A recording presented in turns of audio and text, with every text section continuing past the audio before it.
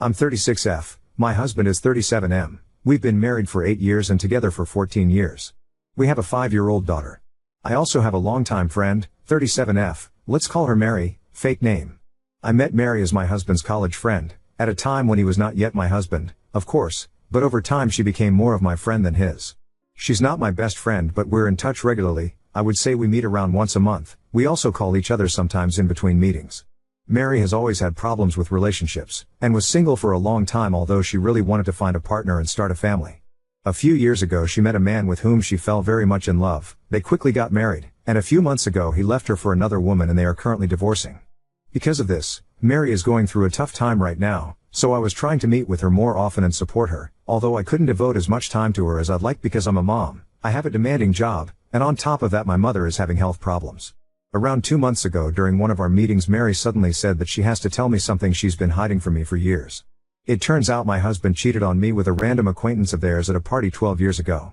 It was a drunken one-night stand and he immediately regretted it the next day, so Mary never told me because at that time she was more of his friend than mine and she didn't want to ruin her friend's relationship.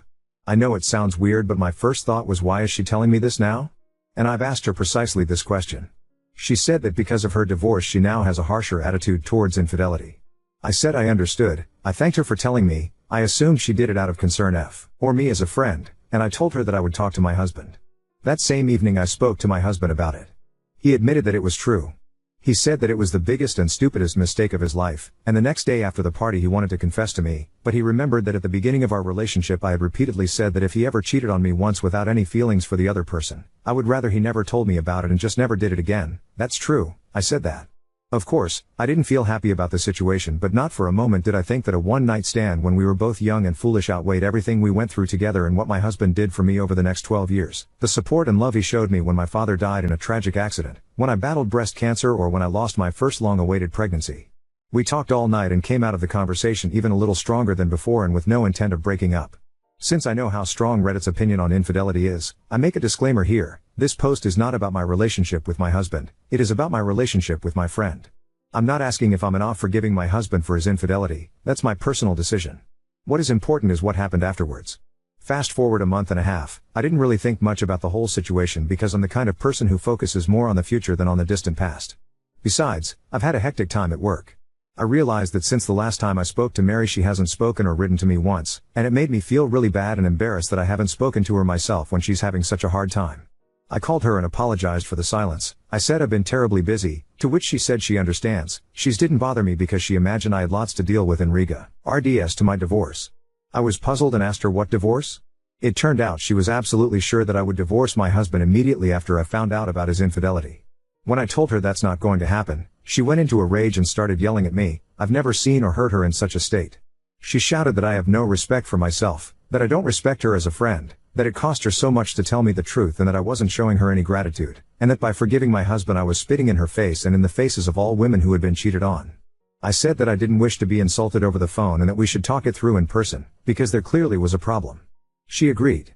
We made an appointment, at which, after much hesitation, she said she had decided to tell me about my husband's infidelity because, quote verbatim, she couldn't stand seeing me so happy when her heart had just been broken and thought it was unfair that my husband and I formed such a seemingly perfect marriage when her marriage falls apart.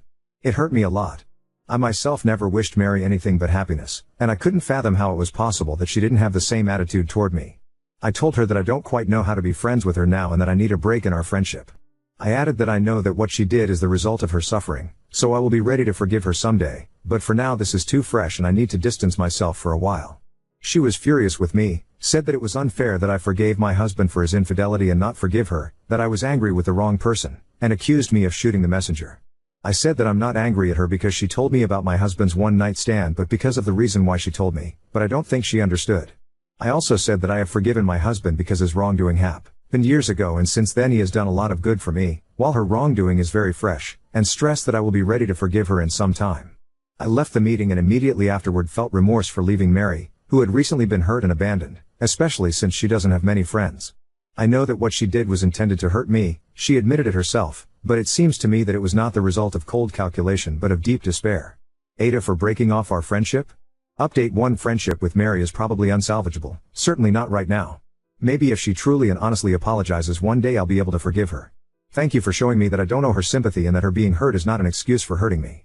I hope she'll go to therapy and sort out her issues, but I'll stop treating them as my responsibility. As for my relationship with my husband, I had planned not to address these comments at all, because it's really nobody's business but mine, but I'll just say that I still believe that sometimes the greatest punishment for infidelity is the loneliness of facing one's own guilt. Confessions often stem from selfish motives of depriving oneself of the burden of guilt and shifting it to the other person. Everyone may have a different approach to infidelity in a relationship. For me, a one-time physical betrayal is not a deal breaker, but many other things are. No, I don't think my husband is still cheating on me, as some people have suggested, and I don't need him to prove his innocence in any way. I believe that relationships are about risk and taking a leap of faith, not control and obsessive demand of total security. Besides, 12 years ago we were both different people and neither of us was perfect. I never cheated on him, but I behaved irresponsibly and selfishly many times. We have both matured together and have a lot of understanding for our past, whatever it was, it made us who we are now.